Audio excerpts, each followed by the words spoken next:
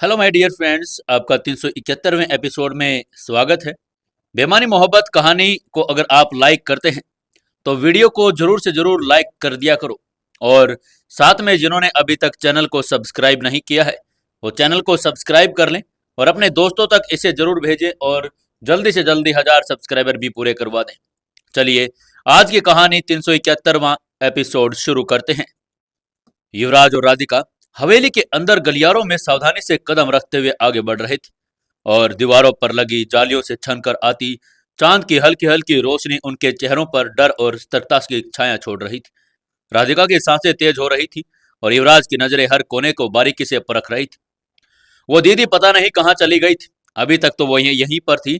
उनको यही पता ही नहीं चला कि वो आखिर इतनी देर में गायब कैसे हो गई। युवराज ने अपने अंतर्मन को शांत किया और कुछ ढूंढने की कोशिश की। उसके भीतर एक अजीब सी खलबली थी, मानो कोई छाया लगातार उसका पीछा कर रही थी। उसने अपने आसपास देखा लेकिन उसे कुछ भी समझ नहीं आया। उसने अपनी एक बार फिर आंखें बंद कर ली और चारों ओर महसूस करने की कोशिश की। उसे कुछ माहौल में थोड़ी सी गड़बड़ी महसूस हुई। उसने राधिका को अपने पास किया और धीमी आवाज में कहा, राधिका सावधान रहो, मुझे लग रहा है कि यहाँ कोई जाल है। राधिका ने उसकी आंखों में देखा पर वो कुछ कहती उससे ही पहले युवराज की नजरें छत की ओर गई। उसे एक हल्की सी चमकती हुई चीज झिलमिलाती हुई दिखाई दी। अगले ही पल उसने राधिका की गर्दन से पकड़कर उसे नीचे झुका दिया। कुछ सुइयों जैसी चीजें फुफकारती हुई उनके सिर के ऊपर से गुजर गई। सामने की दीवारों पर इतनी तेज में धंस गई कि पत्थर तक सरक गया। अगर वे एक सेकंड भी देर नहीं कर देते तो दोनों की जान ही चली जाती। दोनों जमीन पर गिरकर कुछ पल तक सन्नाटे में पड़े रहे। फिर राधिका ने धीरे से उठते हुए कहा, युवराज, ये सामान्य हमला नहीं है। ये एक तरह की फॉर्मेशन है, कोई विशेष जाल जिसे शायद दीदी कहीं बैठकर कंट्रोल कर रही है। युवराज ने गंभीरता से सिर हिलाया और कहा, हाँ तुम सही कह रही हो। ये जाल बिना किसी इंसान के नहीं चल सकता। ये पूरी हवेली अब एक जिंदा शत्रु बन गई है। हर दीवार, हर दरवाजा और हर छत पर कुछ न कुछ तो लगा हुआ है। वो दोनों अब बेहद सावधानी से आगे बढ़ने की कोशिश कर रहे थे। युवराज दीवारों को छूकर उनकी सतह महसूस कर रहा था। उसकी उंगलियां जाल की हलचल को भांपने की कोशिश कर रही थी। राधिका एक कदम माप कर रख रही थी, जैसे जमीन पर दिखाई न देने वाले लैंडमाइंस भी हो सकते थे। यहाँ हर जगह कुछ न कुछ छिपा है और यह सब कुछ एक बड़ी प्लान का हिस्सा है। दीदी जानती थी कि वो कभी भी फंस सकती है। वो हमें जाल में फंसाकर थकाना चाहती है ताकि जब हम उस तक पहुंच जाएं तब लड़ने की ताकत में ही ना हो। राधिका ने अपनी हथेली पर हल्की सी ऊर्जा समेटी और दीवार पर एक प्रतीक को छुआ। वो प्रतीक जैसे ही एकदम से सक्रिय हो गया। सामने की दीवार के भीतर से कुछ रेखाएं चमकने लगी। हवेली में कुछ पल को हलचल हो गई, जैसे किसी बड़े शरीर के अंग हिलने लगे थे। युवराज, ये देखो, ये एक सुरक्षा चक्र लग रहा है। ये शायद कुछ पुराने रक्षा मंत्र से बना हुआ है। हमें इसे इनएक्टिव करना ही होगा, नहीं तो हम अगले हमले का शिकार बन जाएंगे। युवराज ने उसकी बात पर सहमति जताकर कहा। वो अब धीरे धीरे दीवारों पर बने चिन्हों को पहचान रहा था, उनका अध्ययन कर रहा था और अपने दिमाग और ताकत का उपयोग कर उन्हें इनएक्टिव करने की कोशिश कर रहा था। हर इनएक्टिव चिन्ह के बाद हवेली के भीतर से कोई न कोई आवाज या कंपन शांत हो जाती और मानो उस हिस्से की आत्मा की मुक्ति मिल रही हो। एक कोने में पहुंचकर युवराज को एक छोटी सी दीवार दिखाई दी जिस पर एक पुरानी छवि उकेरी गई थी। और छवि में एक औरत अपने दोनों हाथ फैलाकर हवेली की रक्षा करती हुई दिखाई दे रही थी। उसके पैरों के नीचे कुछ शव पड़े थे और उसके चेहरे पर वही भयानक मुस्कान थी जो उन्होंने दीदी के चेहरे पर देखी थी। ये दीदी की असली पहचान हो सकती है। शायद ये हवेली शुरू से ही उसके काले धंधे का अड्डा रही है।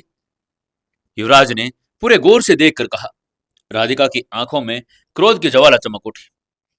अब और नहीं, अब वो किसी और मासूम की जिंदगी नहीं ले सकेगी।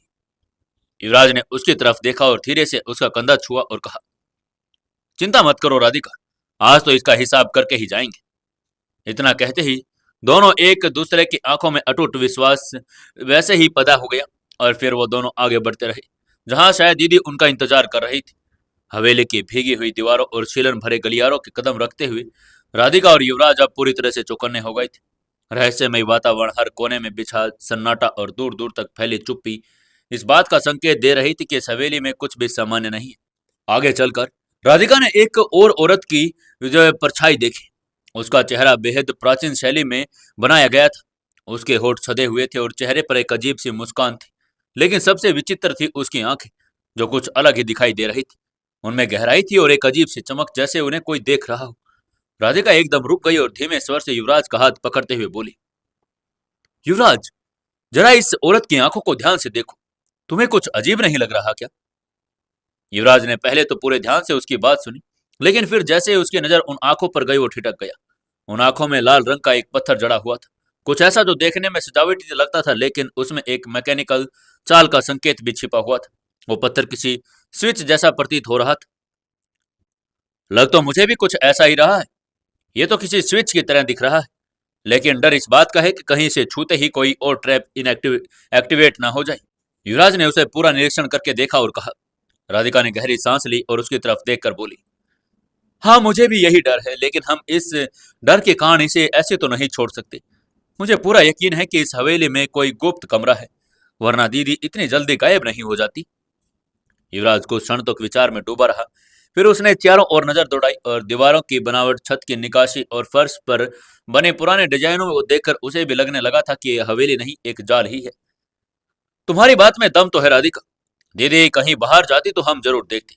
इसका मतलब है कि वो यहीं कहीं तो छुपी हुई है, उसने आखिरकार सहमति जताकर कहा। राधिका ने उसकी आंखों में झांक कर कहा, तो फिर सोच क्या रहे हो, चलो इसे दबा देते हैं। युवराज ने गहरी सांस ली और कहा, ठीक है, देखते हैं, मगर संभल कर। दोनों ने एक बार फिर दीवार पर बनी आकृति को गौर से देखा। लाल रंग का पत्थर थोड़ी सी सतह से बाहर निकला हुआ था, जैसे उसके हल्के से दबाने भर से ही देर हो। युवराज ने धीरे से हाथ बढ़ाया और उसकी उंगलियां उस पत्थर को छूने ही वाली थी। राधिका ने एकदम उसका हाथ पकड़ लिया। रुको, पहले कुछ भारी चीज से दबाकर देखते हैं, अगर कोई ट्रैप हुआ तो हमें नुकसान नहीं होगा। युवराज ने पास में पड़े टूटे हुए लकड़ी के टुकड़े को उठाया और उस पत्थर की ओर बढ़ा दिया। उसने धीरे धीरे उस लकड़ी को पत्थर पर रखा और थोड़ा दबाव डाल दिया। एक पल के लिए कुछ नहीं हुआ, लेकिन सभी दीवारों से तेज तेज सीटी जैसी आवाजें आने लगी। देखते ही देखते सामने दीवार से बारीक लेकिन तेज धार तीर निकलने लगे थे। राधिका ने तेजी से युवराज की ओर खींचते हुए पीछे से झुका लिया और दोनों जमीन पर लौट गए।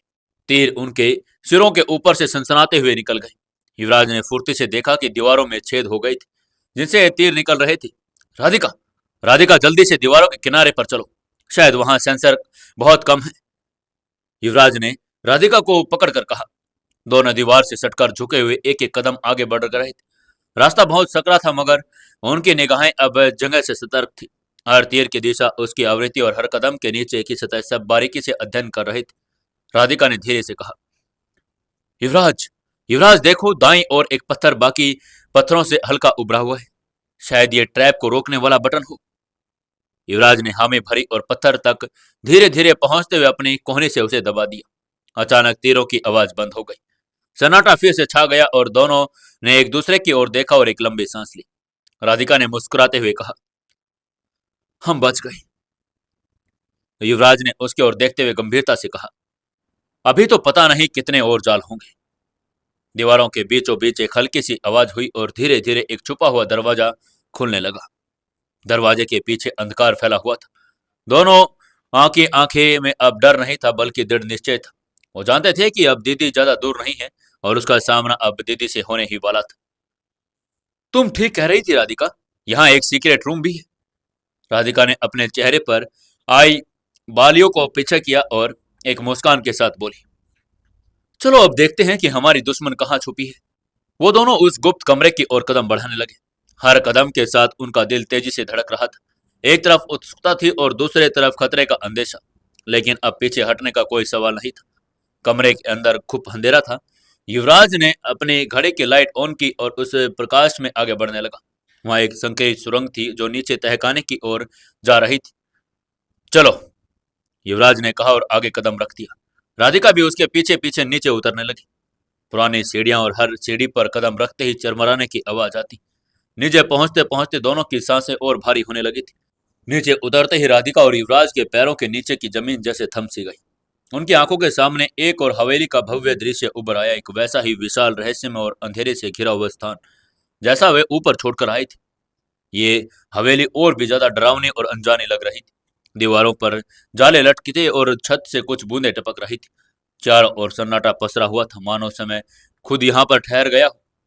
क्या लगता है दोस्तों, अब यह नई हवेली क्या राज था, क्या है अंदर ही अंदर, और दीदी कहाँ चली गई? जानने के लिए जुड़े रहिए कहानी के साथ। कहानी को ज्यादा से ज्यादा लाइक करें, शेयर करें और कमेंट जरूर करें। युवराज और राधिका दोनों हवेली के अंदर अंदर आ रहे थे। हॉल बिल्कुल खाली था, न कोई सामान था और न ही कोई इंसान की आवाज, बस गूंजता हुआ सन्नाटा जो आत्मा तक को कपा दे। दोनों ने एक दूसरे की ओर देखा, फिर राधिका ने धीमी आवाज में कहा, युवराज, मुझे पूरा यकीन है कि दीदी यहीं कहीं छुपी है। युवराज ने भी सहमति में सिर हिलाया और अपनी घड़ी की ओर देखा। उसने देखा कि सुबह होने में अब सिर्फ 2 घंटे बचे थे। अगर समय पर अकेडमी नहीं पहुंचे तो प्रतियोगिता से बाहर कर दिए जाएंगे। युवराज ने गंभीर स्वर में कहा, हाँ, अब तो मुझे भी पूरा विश्वास हो चला है, पर हमें जो भी करना है जल्दी करना होगा। हमारे पास सिर्फ 2 घंटे बचे हैं। सुबह हमें समय पर एकेडमी वापस पहुंचना होगा, नहीं तो हमें प्रतियोगिता से एलिमिनेट कर दिया जाएगा। राधिका ने गंभीरता से सिर हिलाकर कहा, ठीक है, हम दोनों अलग अलग दिशा में कमरों की तलाशी लेते हैं, लेकिन ध्यान रहे, अगर किसी को भी कोई खतरा महसूस हो तो तुरंत दूसरे को आवाज देना, कोई अकेला निर्णय मत लेना। ठीक है, तुम दाईं तरफ जाओ और मैं बाईं तरफ से देखता हूँ। अगर कुछ भी असामान्य महसूस हो तो तुरंत इशारा कर देना। युवराज ने भी हल्की मुस्कान के साथ हामी भरी और दूसरी तरफ चला गया। राधिका ने मुस्कुराते से सिर हिलाया और कहा, ठीक है, लेकिन ध्यान रखना, यह हवेली दिखने में जितनी शांत है उतनी ही खतरनाक हो सकती है। दोनों अलग अलग दिशाओं में अलग अलग कमरों की ओर बढ़ रहे थे। हवेली के गलियारों में हर कदम पर सन्नाटा पसरा हुआ था। राधिका जिस कमरे की ओर गई, उसके एक भारी लकड़ी का दरवाजा था, और उसे उन्हें जब उसको खोलने की कोशिश की तो वो हिल भी नहीं रहा था। कुछ पल उसे वो ताकती रही, फिर धीरे से उसके मन में एक शक घर करने लगा। उसे संदेह हुआ कि एक सिर्फ एक नकली दरवाजा है, एक ऐसा भ्रम जो दुश्मन को गुमराह करने के लिए बनाया गया हो। उसने दीवारों, छत और फर्श को ध्यान से देखना शुरू किया। वहां कोई बटन, कोई खरोंच और कोई सुराग नहीं था, लेकिन कुछ भी खास नजर नहीं आया। तभी उसकी नजर एक कोने में दीवार पर टंगे एक अद्भुत पक्षी की मूर्ति पर पड़ी। काले रंग का एक अजीब सा पंछी जिसकी आंखों में चमकदार पत्थरों से बनी थी। उसके पंख फैले हुए थे और राधिका का दिल जोर जोर से धड़कने लगा। राधिका धीरे धीरे उसके पास गई। उसने गौर से देखा तो पाया कि वह मूर्ति बिना किसी लीवर जैसी दिख रही है। उसने धीरे से उस पक्षी की गर्दन को छुआ और जैसे ही उसकी उंगलियां गर्दन के पिछले हिस्से पर पहुंची, पक्षी की गर्दन लटक गई और साथ ही एक क्लिक की आवाज आई। अगले ही क्षण सामने का दरवाजा एक धीमी सी गूंज के साथ खुलने लगा। दरवाजा खुलते ही सामने एक और अंधेरा कमरा सामने आया। वो धीरे धीरे उस कमरे में झांकने लगी, लेकिन अंदर कुछ भी नहीं था। सिर्फ चारों ओर दीवारें और छत पर लटकता एक पुराना झूमर। लेकिन वहां एक अजीब सी ठंडक थी जो सीधे उसकी हड्डियों तक उतर रही थी। उधर युवराज भी एक कमरे में पहुंच चुका था। वह दरवाजा भी सामान्य लग रहा था, लेकिन जब उसने उसे खोलने की कोशिश की तो वो टस से मस नहीं हुआ। उसको वहां पर एक और मूर्ति दिखाई दी। उसने जब उसको छुआ तो वो भी एक महिला की तस्वीर थी, जिसके हाथों में दीपक था। वो पेंटिंग कुछ अलग थी। उसने उसे छुआ और अगले ही पल में दरवाजा अपने आप खुल गया। उसके अंदर घना अंधेरा था और हाथ में घड़ी की एक छोटा सा प्रकाश उत्पन्न किया और भीतर झांका। वहां कुछ भी नहीं था। चारों ओर धुएं की हल्की चादर, कमरे के बीचों बीच एक बड़ा सा नक्शा बिछा हुआ था। दीवारों पर लगे उपकरण और पुराने दस्तावेज हवा में फड़फड़ा रहे थे, जैसे किसी ने अभी अभी सब कुछ छोड़कर भागने की कोशिश की थी। युवराज ने तुरंत राधिका को बुलाने की सोची, लेकिन तभी एक हल्की सी क्लिक की आवाज आई और दरवाजा बंद होने लगा। तब तक युवराज कमरे के अंदर चला गया था। राधिका की तरफ से भी एक तेज आवाज के साथ फर्श फिसलने लगा और उसके पैर जमीन में धंसने लगे। उसने फुर्ती से दीवार के किनारों को पकड़ लिया और खुद को ऊपर खींचने लगी। उधर युवराज भी पूरी तरह से घिर चुका था। कमरे की दीवारें ऊंची और काली थी। वहां कोई भी खिड़की या दरवाजा नजर नहीं आ रहा था।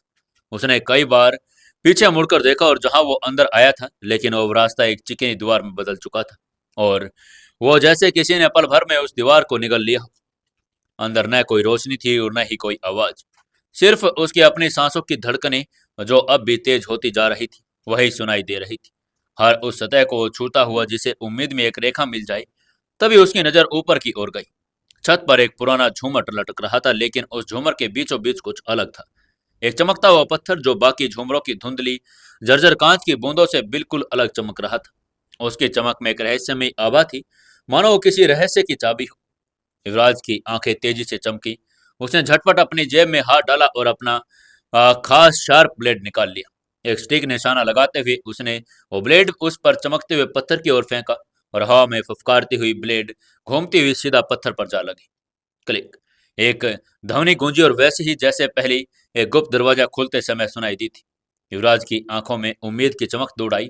वो मुस्कुराए मानो जीत का पहला पड़ाव पार कर लिया था। पर अगले ही पल उसके चेहरे की मुस्कान सिरहन में बदल गई, क्योंकि उसके पैरों के नीचे की जमीन अचानक हिलने लगी, बिल्कुल उसी तरह जैसे राधिका वाले कमरे में हुआ था। उधर राधिका भी एक गहरे रहस्य के बीच थी और जिस कमरे में वो दाखिल हुई थी वहां की जमीन भी नीचे नीचे धंस रही थी। पहले उसे लगा कि यह भ्रम होगा, लेकिन जब फर्श वास्तव में खिसकने लगा और एक फिसलन भरी स्लाइड का आकार लेने लगा, तब उसकी आंखों में भी डर की एक झलक तोड़ आई थी। अरे ये क्या हो रहा है? राधिका ने जोर से कहा, लेकिन उसकी आवाज कमरे में गूंजती दीवारों में खो गई और अगले ही पल वो अपना संतुलन खो बैठी। उसका शरीर बिना किसी चेतावनी के उस स्लाइड पर फिसलता हुआ चला गया और गुप्त अंधेरे में उसकी चीख गूंजने लगी। ये यात्रा कितनी लंबी थी वो जानती भी नहीं थी, लेकिन उसका शरीर जमीन से टकराया तो दर्द की एक तीखी लहर पूरे जिस्म में दौड़ गई। उसने आंखें खोली और देखा, एक बंद कमरा था। चारों तरफ सिर्फ पत्थर की दीवारें, ऊपर एक हल्की रोशनी और शायद वहां से जहां से वो फिसल कर आई थी वहां उठने की कोशिश करने लगी, लेकिन उसकी सांसें अभी भी तेज थी। कंधे में हल्का दर्द होने लगा था और वो एक बार फिर खड़ी हुई और ध्यान से कमरे को देखने लगी। तभी एक जोरदार धप की आवाज हुई, जैसे कोई भारी चीज गिर गई थी। उसने चौंक कर ऊपर देखा, अगले ही पल उसकी आंखें में हैरानी और राहत दोनों आ गई। युवराज! हाँ, युवराज भी वहीं पर आ गया था। युवराज भी उसी तरह फिसलता हुआ उसके पास आ गिरा और जैसे किस्मत उन्हें एक बार फिर दिशा में धकेल गई। उफ! ये क्या था? युवराज ने घुटनों पर हाथ रखकर धीरे से कहा। फिर जब उसकी नजर राधिका पर पड़ी तो उसकी थकी हुई आंखों में चमक आ गई। तुम ठीक तो हो राधिका? उसने राधिका को चिंता में पूछा। राधिका ने सिर हिलाया और कहा, हम्म, हाँ, मैं और तुम अब ठीक हूं जब तुम्हें देखा। युवराज ने माहौल को हल्का करने के लिए मजाकिया अंदाज में कहा। राधिका ने हल्की मुस्कान दी, लेकिन दोनों जानते थे कि अभी राहत का वक्त नहीं था। उन्होंने अपने चारों ओर देखा कि साधारण कमरा नहीं था, एक विशाल तहखाना था जिस पर दीवारें भी पुरानी हवेली की तरह जटिल निकासी के रहस्य से भरी हुई थी। राधिका ने धीरे से कहा, युवराज, मुझे लगता है कि ये सब एक बड़ी चाल का हिस्सा है। दीदी यहाँ कहीं ना कहीं तो जरूर ही होगी। शायद यही उसका असली अड्डा है। युवराज ने सहमति में सिर हिलाया। और हाँ, शायद हमें यहाँ फंसाने का भी उसी का मकसद था।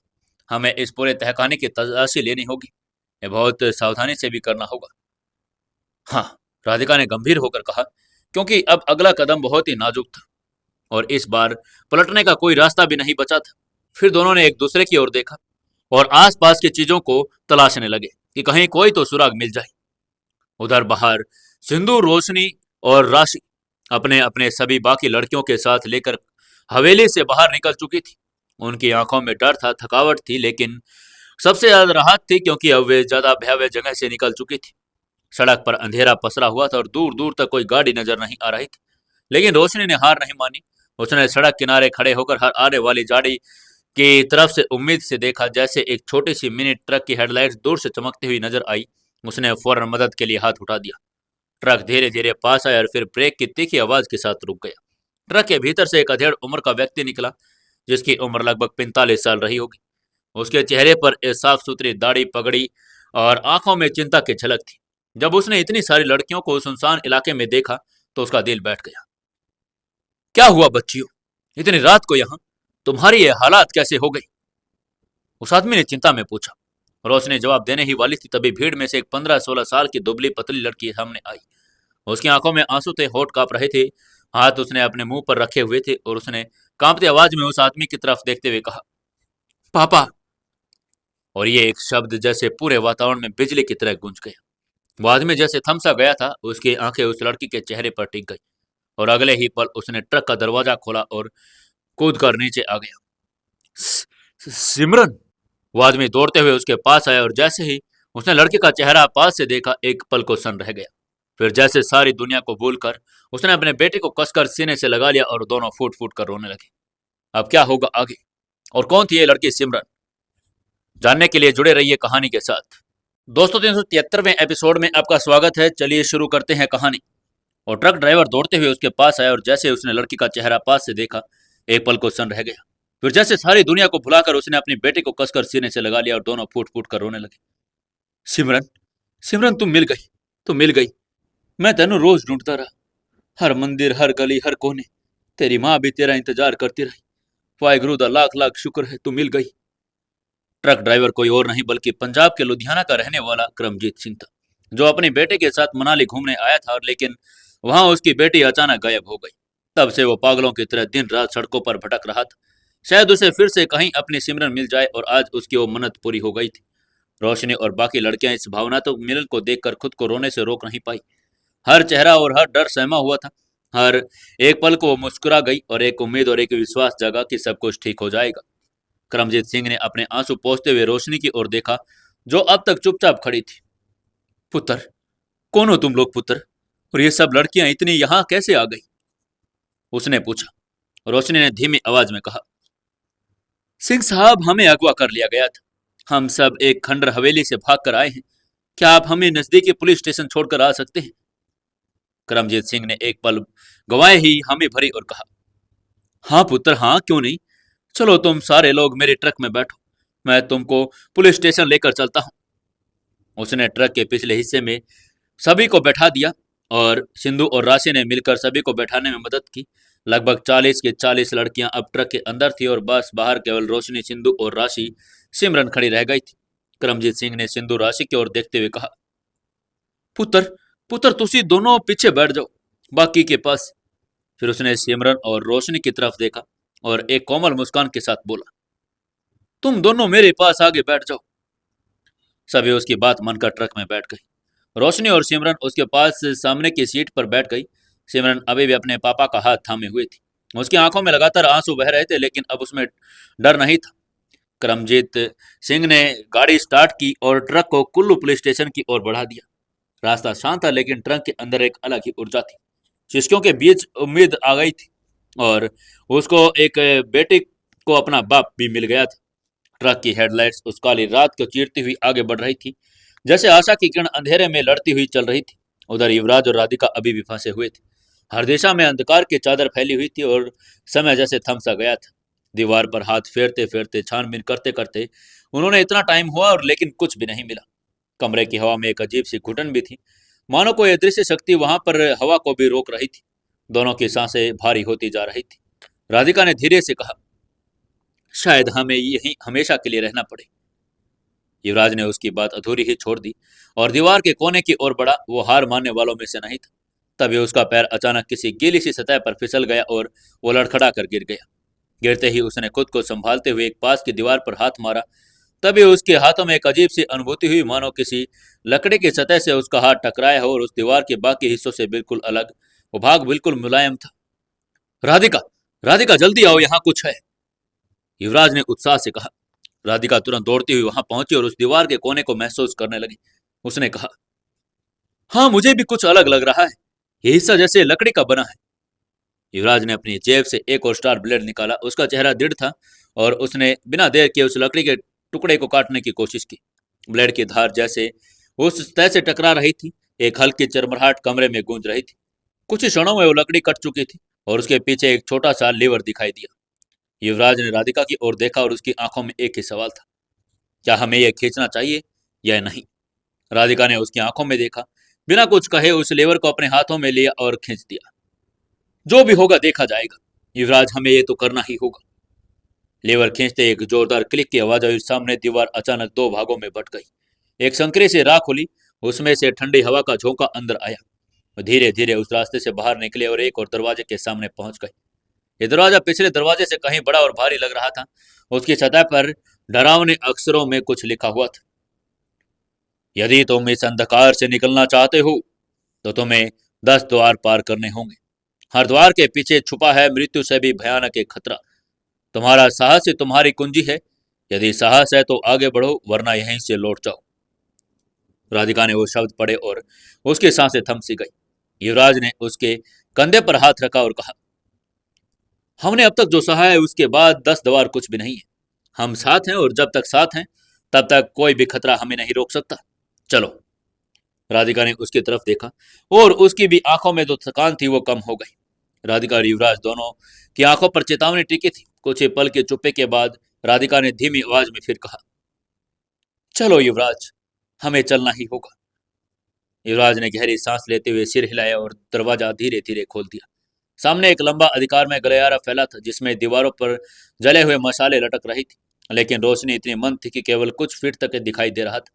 दोनों ने एक दूसरे की ओर देखा और जैसे ही उन्होंने गलियारे के पहले मोड़ को पार किया, सामने पहला दरवाजा था। यह दरवाजा अन्य दरवाजों से तरह नहीं था। यह दरवाजा आईनों से बना हुआ था और हर तरफ केवल उनका ही प्रतिबिंब दिखाई दे रहा था। दरवाजे के बीचों बीच लिखा था, तुम्हें अपने सबसे बड़े डर का सामना करना होगा। वो जो तुम्हारे भीतर है वही तुम्हारा सबसे बड़ा शत्रु है। जैसे ही राधिका ने दरवाजा खोला, वो एक गोलाकार कक्ष में पहुंच गई जिसकी दीवारें, फर्श और छत पूरी तरह से शीशों से बनी हुई थी। हर दिशा में केवल उसका ही चेहरा, उसके ही भाव और उसकी ही परछाई दिखाई दे रही थी। अचानक उसके कानों में एक जानी पहचानी आवाज गूंजने लगी। उसकी माँ की चीखें, उसके पिता के अंतिम सांस और छोटे भाई की सिसकियां। वो पल भर जब राधिका ने पूरे परिवार को खो दिया था। नहीं नहीं, ये सब झूठ है, ये भ्रम है, वो जोर से चिल्लाई, लेकिन उसकी आवाज बार बार गूंजती रही। तभी एक छाया उसके सामने आया और वो स्वयं राधिका थी, पर उसकी आंखों में अंधकार था, चेहरा विद्वेष से भरा हुआ था। वो छाया ने कहा, तुम कभी अपने परिवार को बचा नहीं सकी। तुम बस एक डरपोक लड़की हो जो बदला लेने के नाम पर सिर्फ मृत तृष्णा का पीछा कर रही। राधिका का दिल कांप उठा, लेकिन तभी एक हाथ उसके कंधे पर आया और युवराज ने उसके मन के डर को वहीं पर दबोच लिया और उससे कहा, तुमने आज तक जो भी किया है तुम में साहस था। मैं जानता हूं कि तुम इन झूठे आयनों को तोड़कर आगे बढ़ सकती हो। राधिका की आंखों में आंसू थे, लेकिन उन आंसुओं को पार अब दृढ़ता झलकने लगी थी। उसने एक तेज चीख के साथ अपने घुटनों पर बंधी एक लोहे की छड़ निकाली और एक के बाद एक सारे आयनों को तोड़ना शुरू कर दिया। हर टूटते शीशों के साथ हर एक डर का उसका भी टूटता गया।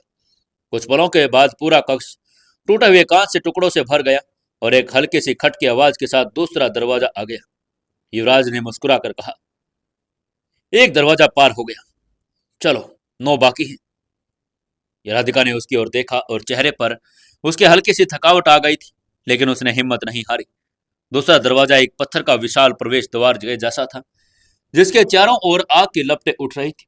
दीवारों पर लिखे शब्दों में उष्णता थी और वहां पर लिखा हुआ था, इस राह में केवल वो जीवित बच सका है जिसकी आत्मा सच्ची हो और शरीर आग से नहीं, संकल्प से बना हो।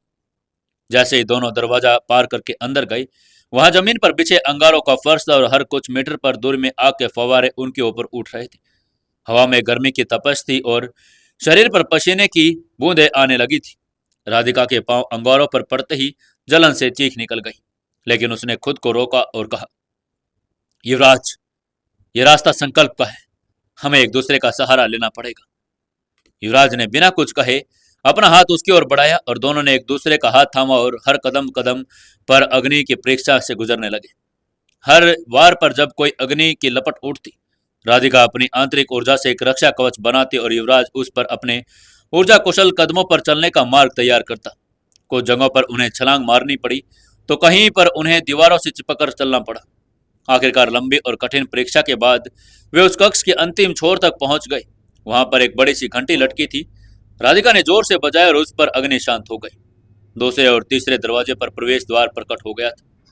राधिका और युवराज ने राहत की सांस ली, लेकिन दोनों के चेहरे पर थकान और तपश आ गई थी।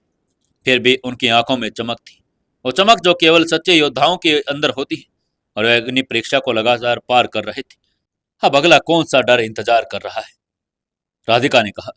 युवराज ने दरवाजे की ओर आगे बढ़ते हुए कहा, जो भी होगा देखा जाएगा। आगे क्या होगा आगे जानने के लिए जुड़े रहिए कहानी के साथ।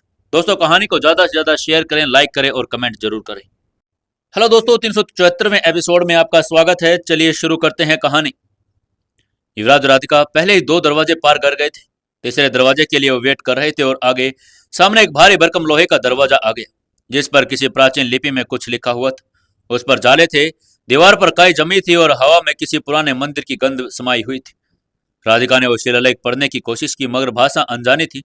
तभी युवराज की नजर दरवाजे के पास लगे एक पत्थर के बोर्ड पर पड़ी। उस पर आधुनिक हिंदी में लिखा था, यह तीसरा दरवाजा तुम्हारी आत्मा की परछाई को तुम्हारे विरुद्ध खड़ा करेगा। यहाँ जो होगा वह सिर्फ बाहरी युद्ध नहीं, बल्कि अंदरूनी संघर्ष भी होगा। अपने सबसे गहरे डर का सामना करने के लिए तैयार हो जाओ। इतना पढ़ते ही दोनों के मन में बेचैनी भर गई। युवराज ने राधिका की ओर देखा और धीमे स्वर में कहा, क्या तुम तैयार हो? युवराज ने उसकी ओर मुस्कुराकर देखा और कहा, तैयारी की जरूरत तब होती है जब डर को जीतना हो। मैं तो कब का तैयार हूं। राधिका की आंखों में एक चमक आ गई। उसने युवराज का हाथ थाम लिया और दोनों मिलकर वो दरवाजा खोलने लगे। जैसे ही दरवाजा खुला, सामने एक अंधकार में गलियारा खुल गया। वहां एक सर्द हवा चल रही थी, जो दोनों के शरीर को चीरती हुई महसूस हो रही थी। हर कदम के साथ गलियारे में रोशनी और कम होती जा रही थी। एक समय ऐसा आया कि सब कुछ बिल्कुल काला हो गया। आंखों में कुछ भी दिखाई नहीं दे रहा था। बस एक दूसरे की हाथ थामे दोनों आगे बढ़ रहे थे। फिर अचानक जमीन खिसकने लगी। वो दोनों नीचे गिरते गिरते चले गए और जैसे किसी अनदेखे कुएं में जा रहे थे। गिरते गिरते वो एक नरम जमीन पर गिरे। उठकर जब चारों ओर देखा तो एक बिल्कुल अलग ही दुनिया थी। ये जगह असल में उनके मन के सबसे गहरे डर का रूप थी। युवराज ने जब आंखें खोली तो सामने उसका अतीत खड़ा था। वही घर, वही खून से सनी हुई गाड़ी जिसमें उसके माँ बाप की लाशें पड़ी थी, जिस पर वो उस दिन परिवार के साथ अपने दादाजी से मिलने जा रहा था और रास्ते में ही उनका एक्सीडेंट हो गया था। माही का एक्सीडेंट, उसकी जली हुई गाड़ी, उसकी अधजली हुई लाश और रावत का सबसे बड़ा खौफनाक सदस्य बलदेव रावत ठीक उसके सामने खड़ा था। तुम्हारा क्या है इस दुनिया में? तुम्हारे जैसे कायर कुछ नहीं कर सकते। बलदेव की आवाज युवराज के कानों में बिजली की तरह गूंजने लगी। युवराज के हाथ कांपने लगे। उसके पैर पीछे हटने लगे। तभी उसका राधिका ने उसका हाथ पकड़ लिया। उसकी आंखों में आंसू थे, लेकिन उसके चेहरे पर दृढ़ता थी। उसने कहा, युवराज, तुम्हारा डर ये नहीं कुछ भी। ये सच्चा नहीं है और ये तुम्हें तोड़ना चाहता है, लेकिन याद रखो तुम अब अकेले नहीं हो। राधिका की बातों में एक शक्ति थी। युवराज की सांसें तेज हुई और उसने अपनी मुट्ठियां कस ली, आंखें बंद कर ली और खुद को याद दिलाया कि वो एक योद्धा है और यहाँ पर सब कुछ कुछ भी नहीं है। बलदेव रावत की परछाई अचानक धुआं बनकर गायब हो गई। साथ ही वो खून से सनी हुई गाड़ी भी हवा में विलीन हो गई। अचानक चारों ओर का दृश्य बदल गया। अब सामने राधिका खड़ी थी, और लेकिन वो राधिका की अपनी माँ की गोद में रो रही थी। पास ही उसका जला हुआ घर था और चारों ओर उसकी मरी हुई फैमिलियों के शव पड़े थे। एक औरत की आवाज आई, तुम डर क्यों गई थी राधिका? तुमने कुछ भी नहीं किया। अगर तुमने हिम्मत दिखाई होती तो शायद हम बच जाते। वो आवाज राधिका की माँ की थी, वही माँ जो हमेशा उस पर विश्वास करती थी। राधिका की सांसें उखड़ने लगी। उसकी सांसें नम हो गई थी और वो घुटनों के पल बैठ गई। आंसू टपकने लगे। उसने कहा, मैंने कोशिश की थी माँ, सच में। मैं सिर्फ छोटी थी और डर गई थी। तुम कायर हो, कायर। तुम्हारे कारण हम सब मर गए। तभी युवराज ने राधिका को कसकर गले लगा लिया। उसने कहा, राधिका, जो बीत गया वो तुम्हारे कंधे पर बोझ नहीं, वो तुम्हारे पंख है। तुमने अपने परिवार के लिए लड़ाई शुरू की, वही तुमको मुक्ति दिलाएगी। राधिका ने आंसू पोंछे और आंखें खोली। सामने उसकी माँ की परछाई को देखा। उसने हाथ जोड़कर आंखें बंद की और बोली, माँ, मैं तुमसे वादा करती हूँ, तुम्हारा नाम रोशन करूंगी। मैं बदला लूंगी, किसी की माँ को रोने नहीं दूंगी। उसकी माँ की परछाई मुस्कुराई और हवा में विलीन हो गई। उसी पल तीसरे दरवाजे की दूसरी ओर दीवार पर दरकने लगी। एक उजाले से भरा रास्ता दिखने लगा और दोनों ने एक दूसरे का हाथ थामा और आगे बढ़ गए। तीसरी परीक्षा पार हो चुकी थी। अब वो दोनों पहले से ज्यादा मजबूत बन चुके थे। लेकिन यह तो सिर्फ तीसरा दरवाजा था, अभी 7 और बाकी थे। तीसरे दरवाजे की भयावह अनुभवों से बाहर निकलने के बाद युवराज और राधिका दोनों ही अंदर से थक चुके थे, लेकिन उनका संकल्प अभी मजबूत था। तीसरे दरवाजे की पीड़ा उनके ऊपर थी और वो आगे लगातार बढ़ते ही जा रहे थे। चौथे दरवाजे के पास वो जब पहुंचे तो उस पर एक विशाल सांप की आकृति खुदाई हुई थी। सांप की आंखों में 2 चमकते रत्न जड़े थे, मानो वो बिल्कुल जीवित ही लग रहे थे। दरवाजे के ऊपर लिखा था, जो अपने भीतर के विष को पहचान ले वह इस द्वार को पार कर सकता है। राधिका ने युवराज की ओर देखा और उसकी आंखों में चिंता की लकीरें साफ दिखाई देने लगी। इसका क्या मतलब हो सकता है? विष? क्या ये जहर की बात कर रहे हैं या हमारे अंदर किसी अंधकार की? युवराज ने गहराई से दरवाजे को देखा और धीरे से कहा, शायद ये हमारे भीतर के क्रोध, द्वेष और उस बदले की भावना की बात कर रहे हैं जो हमें अब तक यहाँ तक लेकर आई है। वो भी एक जहर ही है ना? राधिका चुप रही। उसने धीरे से दरवाजे की ओर हाथ बढ़ाया और जैसे ही उसका हाथ दरवाजे को छुआ, अचानक पूरा कमरा फिर से अंधकार में डूब गया। एक झटका लगा और दोनों को ऐसा महसूस हुआ जैसे जमीन उनके पैरों से खिसक गई और एक जब उनकी रोशनी लौटी तो एक नए कमरे में आ गई। ये कमरा गोलाकार था और उसके बीचों बीच एक विशाल पत्थर का कटोरा रखा था। उस कटोरे में काले रंग का एक तरल गाढ़ा चिपचिपा और उसमें निकलती दुर्गंध एकदम जहरी लग रही थी। कमरे के चारों तरफ दीवारों पर उनके अतीत के दृश्य चित्रों उभरते हुए राधिका के माँ बाप की हत्या, युवराज के गुरु का अंत और उन सभी घावों की झलकियां जिन्हें वे दोनों दिलों में छिपाए हुए थे। एक गूंजती हुई आवाज कमरे में गूंजी, इस जहर को पीना होगा। अगर अपने भीतर के अंधकार को स्वीकार कर पाओ तो जो पी सकेगा वही द्वार पार कर सकेगा। राधिका एक पल को कांप गई। क्या ये सचमुच में जहर है? क्या हम मर तो नहीं जाएंगे? युवराज ने गंभीरता से उत्तरल को देखा और फिर कहा, मुझे नहीं लगता ये शारीरिक जहर है, ये शायद प्रतीकात्मक है। अपने सबसे गहरे डर, अपने अंदर के अंधकार को अपनाने की प्रक्रिया का प्रतीक। जब तक हम उस घृणा और उस दर्द को स्वीकार नहीं करेंगे हम आगे नहीं बढ़ पाएंगे। राधिका ने धीरे से सिर हिलाया। उसने कटोरे में एक चम्मच का तरल उठाया और कांपते हुए अपने होठों तक लगाया। जैसे ही वो पदार्थ उसके मुंह में गया उसकी आंखें बंद हो गई और जमीन पर गिर गई। युवराज एकदम से चौकन्ना हुआ और चिल्ला गया, राधिका, राधिका! लेकिन उसकी आवाज उस तक नहीं पहुंच रही थी। फिर उसने बिना सोचे समझे वो द्रव्य तरल पदार्थ पी लिया। अगले ही पल दोनों की चेतना एक मानसिक आभासी संसार में डूब गई। इस काल्पनिक संसार में राधिका एक बार फिर अपने बचपन के घर में खड़ी थी। हर कोना, हर दीवार, माँ की हंसी, पिता की आवाज, सब कुछ फिर से जिंदा हो गए थे। लेकिन तभी सामने वही दृश्य आया जब उसके माता पिता का जला हुआ उसने देखा। एक बार फिर उसकी चीखें गूंजने लगी। वो भागी, चिल्लाई, मगर समय नहीं रुका। तभी उसकी माँ की परछाई सामने आई। उसने कहा, राधिका, बदला जरूरी है, पर उससे पहले अपने दर्द को स्वीकार करो। खुद को माफ करो कि तुम उस दिन कुछ नहीं कर पाई। अभी तुम आगे बढ़ सकोगी। राधिका की आंखों से आंसू बहने निकले। उसने अपनी माँ की परछाई को गले लगाया और धीरे धीरे से वो अंदर अंधेरा मिटने लगा। उधर युवराज एक पहाड़ पर खड़ा था। उसके सामने उसके गुरु और दादाजी खड़े थे। उसने कहा, तुमने मुझको खो दिया युवराज, पर अब तुम मेरे जाने के गम में नहीं बल्कि अपनी शक्ति के अभिमान में जी रहे हो। वो भी एक जहर ही है। युवराज की आंखें भर आई। उसने सिर झुका लिया और कहा, दादाजी, मैं आपको भूल नहीं पाया, पर मैं खुद से नफरत करने लगा था। आपकी मृत्यु का जिम्मेदार मैं खुद को मानता रहा। गुरु की आत्मा मुस्कुराई और कहा, तब तुम अपने आप को माफ कर लो और उस जहर को बहा दो। जैसे युवराज ने स्वीकार किया उसकी चेतना वापस लौटने लगी। दोनों की आंखें खुली और वे फिर भी उस गोलाकार कमरे में थे, पर अब वो कटोरा सूख चुका था और सामने का दरवाजा खुल चुका था। राधिका ने युवराज की ओर देखा और उसकी आंखों में अब शांति थी। शायद हम अब थोड़े और हल्के हो चुके हैं, युवराज ने सिर हिलाकर कहा। हाँ, और अब अगले दरवाजे का सामना करने के लिए तैयार भी है। उसके बाद वो दोनों हाथ में हाथ डालकर चौथे दरवाजे को पार कर गए और भीतर से और भी अधिक मजबूत अपने आप को मानने लगे थे। पांचवें दरवाजे के सामने अब आ गए थे। एक भारी कांसे के बने द्वार के सामने, जिसकी सतह पर भयानक आकृतियां उकरी गई थी। उन आकृतियों में इंसानी आकृतियां अपने ही प्रतिबिंब से लड़ती हुई दिखाई दे रही थी।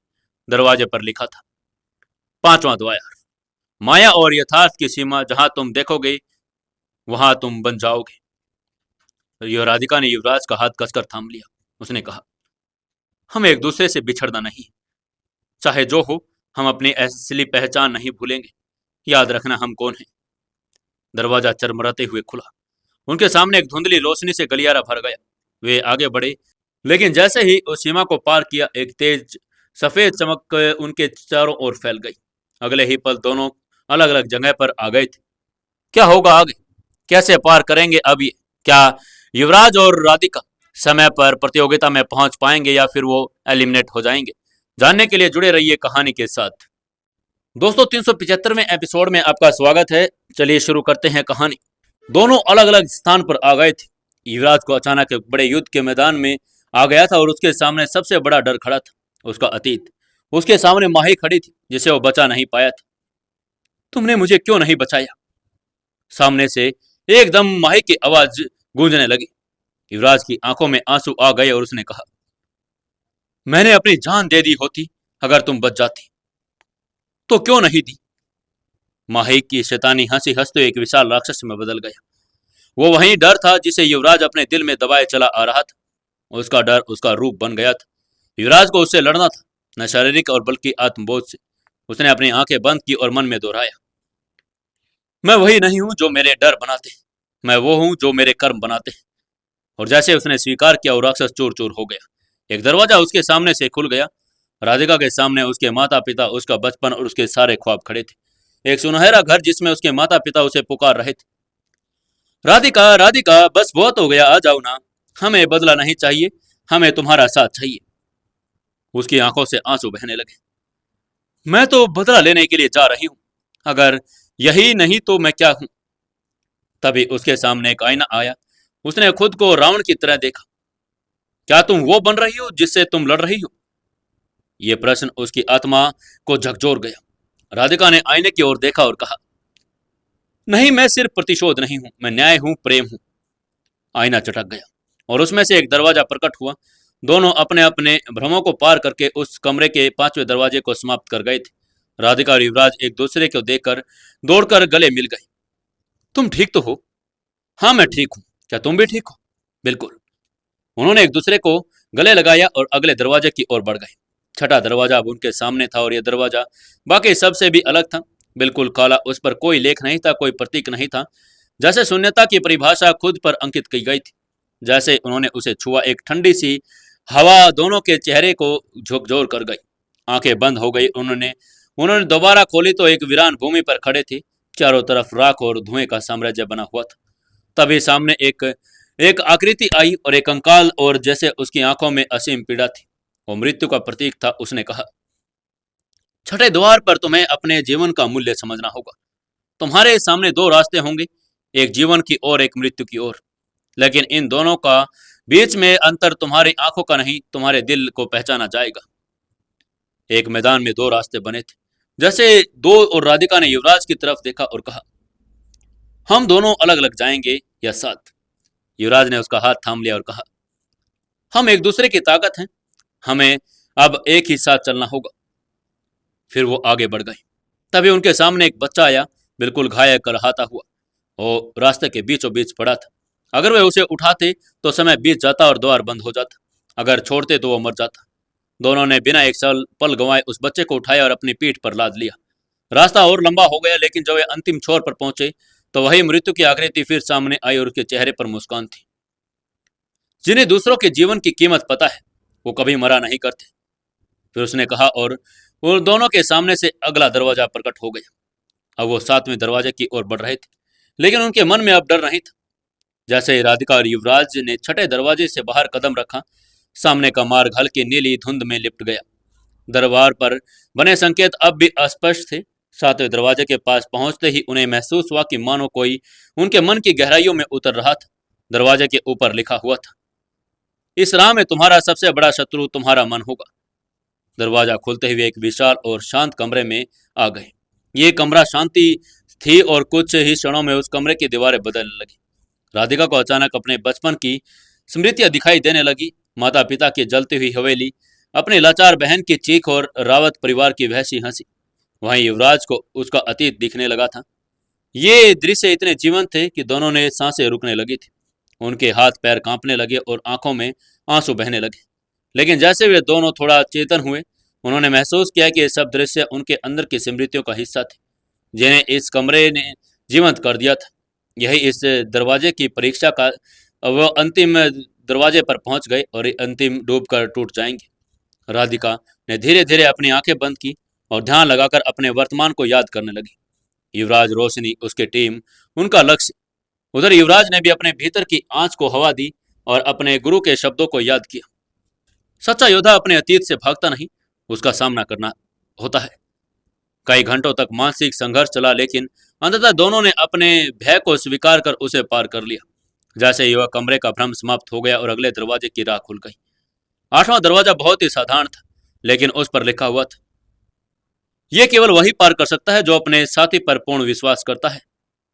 अंदर प्रवेश करते ही दोनों एक अजीब सी व्यवस्था में पहुंच गए। राधिका और युवराज को दो अलग अलग प्लेटफॉर्म पर खड़ा कर दिया गया और उनके सामने दो रस्सियां लटक रही थी। उन्हें सामने से आवाज आई कि उन्हें एक रस्सी अपनी मंजिल तक लेकर जाएगी और दूसरी उन्हें आग की घाटी में गिरा देगी। लेकिन कोई भी अपनी रस्सी को नहीं चुन सकता था, उसे उसका साथी चुनेगा। राधिका और युवराज ने एक दूसरे की आंखों में देखा। ये एक पल ऐसा था जब शब्दों की जरूरत नहीं थी। युवराज ने राधिका के लिए दाईं रस्सी चुनी और राधिका ने युवराज के लिए बाईं। कुछ क्षणों तक वे दोनों झिझक के फिर एक साथ रस्सियों को पकड़कर लटक गए। धीरे धीरे रस्सियां नीचे खिसकने लगी और उनके दिल की धड़कनें तेज हो गई। लेकिन कुछ ही देर में उन्होंने देखा कि उनके नीचे कोई आग नहीं थी, एक चमकता हुआ चक्कर था जो उन्हें अगले मंजिल की ओर लेकर जा रहा था। 9वां दरवाजा भारी पत्थरों का बना हुआ था और उस पर उकेरा गया था। अगर आगे बढ़ना है तो कुछ छोड़ना पड़ेगा। अंदर प्रवेश करते ही वहां पर एक संत खड़ा था। उसने कहा, इस दरवाजे से पार होने के लिए तुम दोनों में से किसी एक को अपने सबसे शक्तिशाली ऊर्जा का अंश यहीं छोड़ना होगा। ऐसा करने से तुम्हारी शक्ति स्थायी रूप से आधी रह जाएगी। राधिका तुरंत आगे बढ़ी और कहा, मैं बिल्कुल तैयार हूं।